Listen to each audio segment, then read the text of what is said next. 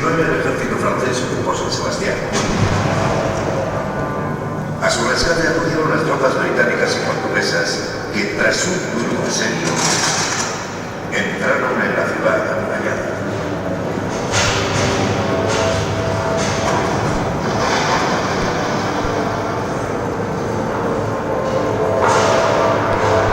Pero la liberación se tornó en una locura de saqueos, asesinatos y violaciones que terminó con el incendio del 31 de agosto de 1813.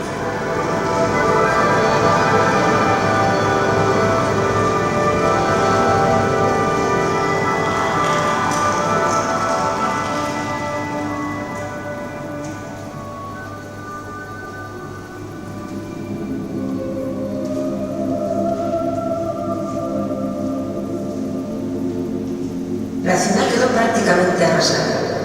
Apenas se mantuvieron en pie San Telmo y unas pocas casas de la calle que desde aquel día se llamó del 31 de agosto.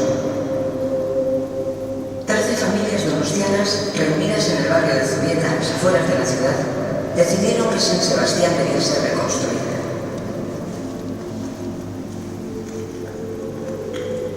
Aunque se salvó la mayor parte, el convento y la iglesia quedaron afectados. Gran parte del retablo mayor desapareció. Los monjes dominicos no pudieron asumir los costes de la reconstrucción del convento y alquilaron una parte de San Telmo como cuartel. En 1836 fueron definitivamente expulsados y todo San Telmo se convirtió en un cuartel de artillería.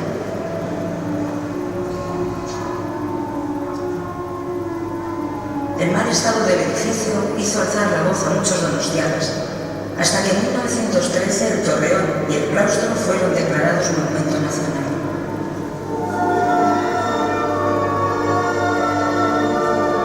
En 1921 el ayuntamiento se hizo con la propiedad de Monteurul y de San Telmo, y la Comisión Provincial de Monumentos decidió crear en él un nuevo museo, tomando como base los fondos del viejo museo municipal.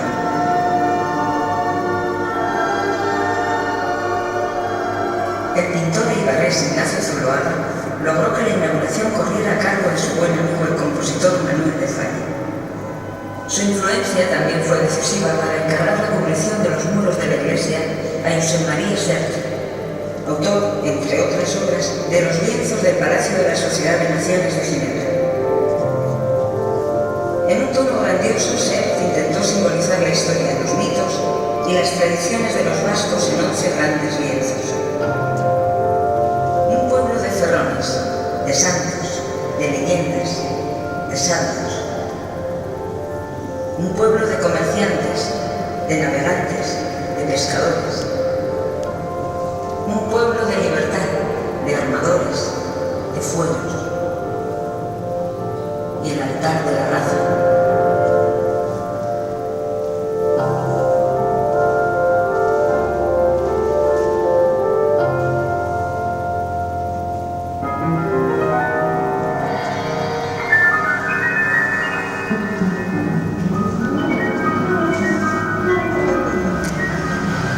Desde entonces, el Museo San Telmo se convertirá en protagonista de la vida cultural donostiarra del siglo XX.